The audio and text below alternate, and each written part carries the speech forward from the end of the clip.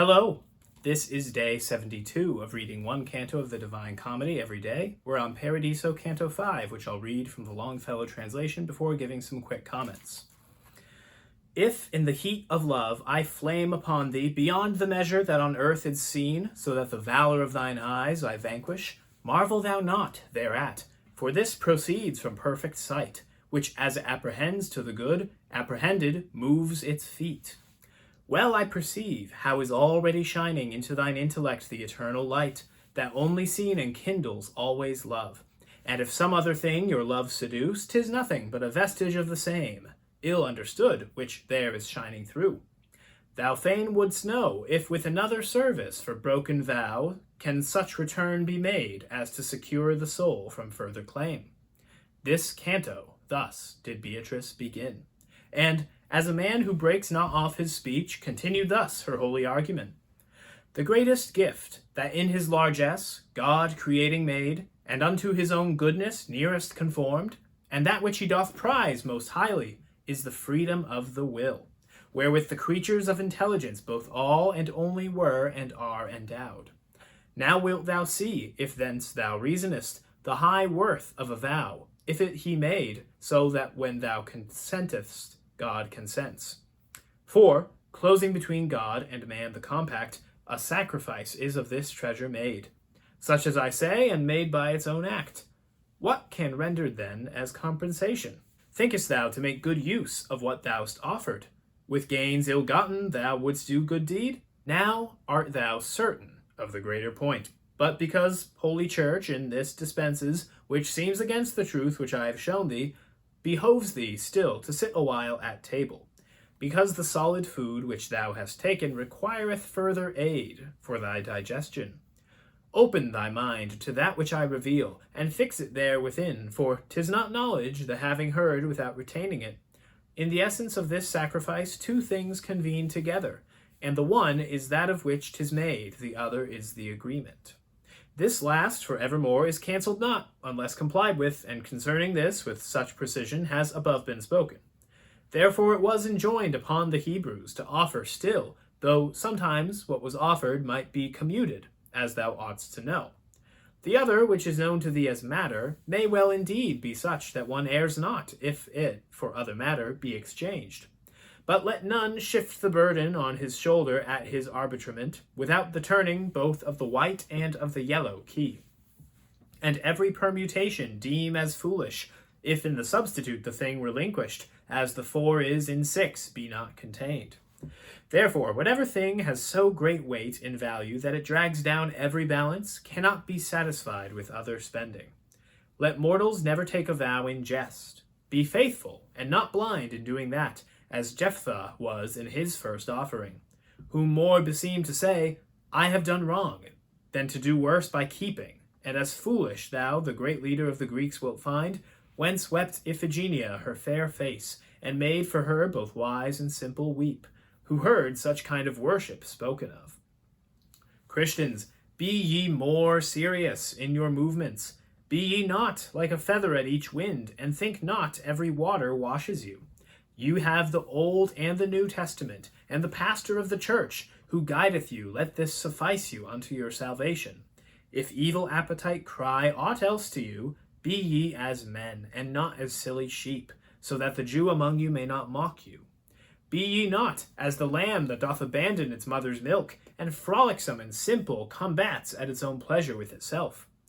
Thus, Beatrice to me, even as I write it, then all desireful turned herself again to that part where the world is most alive.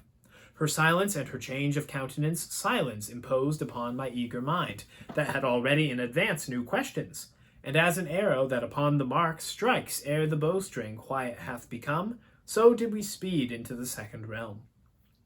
My lady there so joyful I beheld, as into the brightness of that heaven she entered. More luminous thereat the planet grew, and if the star itself was changed and smiled, what became I, who by my nature am exceeding mutable in every guise? As, in a fish-pond which is pure and tranquil, the fishes draw to that which from without comes in such fashion that their food they deem it. So I beheld more than 1,000 splendors drawing towards us, and in each was heard, Lo, this is she who shall increase our love. And as each one was coming unto us, full of beatitude, the shade was seen by the effulgence clear that issued from it. Think, reader, if what here is just beginning no farther should proceed, how thou wouldst have an agonizing need of knowing more. And of thyself thou wilt see how I from these was in desire of hearing their conditions, as they unto mine eyes were manifest. O thou well-born, unto whom grace concede to see the thrones of the eternal triumph, O ever yet the warfare be abandoned, with light that through the whole of heaven is spread, kindled are we, and hence, if thou desirest to know of us, at thine own pleasure sate thee. Thus, by some one among those holy spirits was spoken, and by Beatrice, speak securely, and believe them even as gods. Well I perceive how thou dost nest thyself in thine own light, and drawest it from thine eyes, because they coruscate when thou dost smile, but know not who thou art, nor why thou hast, spirit august, thy station in the sphere that veils itself to men in alien rays. This said I, in direction of the light which first had spoken to me, whence it became by far more lucent than it was before. Even as the sun that doth conceal himself by too much light, when heat has worn away the tempering influence of the vapors dense, by greater rapture thus concealed itself in its own radiance the figure saintly, and thus close, close enfolded, answered me, in fashion as the following canto sings. At the end of this canto, Beatrice and Dante ascend to the next sphere. They've now left the sphere of the moon and have arrived in the sphere of Mercury. A note for the astronomers out there that Mark Busa comments on in his translation is that oftentimes we cannot see Mercury here from Earth because, in fact, the light of the sun kind of veils it. It's so bright that it makes it difficult for us to see often, if ever. And in the same way, these souls who are in the sphere of Mercury are so bright that they themselves cannot be seen. I don't know what it means spiritually speaking, but it's something of a contrapasso that the place they are in here has something to do with how their appearance is. But anyways, more to the point, Dante is waiting for an answer from Beatrice about if somebody breaks a vow to God, can they ever make that up to him somehow? And the answer is basically no, but there are exceptions. She says, look, nobody's forcing you to make a vow to God. You have the Bible, you have the church to guide you. That's all you need for your salvation. Nobody has to make a vow in order to be saved. And also, don't make a bad vow, a vow to do something terrible, right? If you do, and you're forced to keep it, it would be better to break it than to go through with it. But for those who make good vows unto God, who say, who promise to be priests, for example, who promise to join a convent as a nun, right? Who make a covenant in marriage to be husband and wife till death do you part. Those are all vows to God, for the marriage one to each other as well. And it is better to keep those than not. And you can't really make up for that. Why? Because Beatrice explains, she kind of itemizes it, God gives us free will. That's, again, free will in Dante, right? Front and center. It's the greatest of the gifts that he's given us. If we then, with that will, choose to give it back to him, that is a great gift to him. So if we consent and he consents, it's a done deal. It's binding. You better keep that vow. There are some ways that you can substitute vows. She gives, for an example, the Jews who would make a sacrifice at the temple, but if they didn't have one kind of animal, they could substitute another, right? There were fixed rules for that.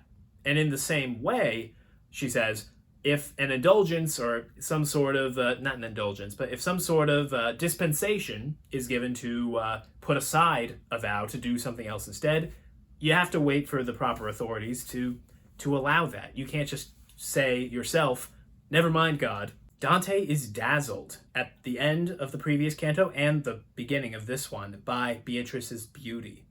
She becomes more bright, more beautiful, and she notices that and comments on it, says, okay, you're noticing more light and more beauty come from me because you yourself are changing to be able to see it.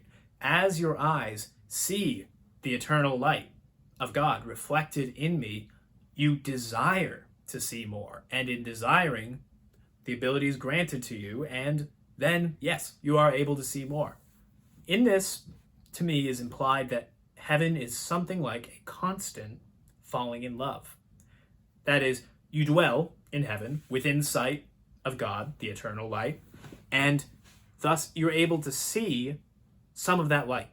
Whatever you see, you love. Whenever you love someone or love something, you want to know more about it.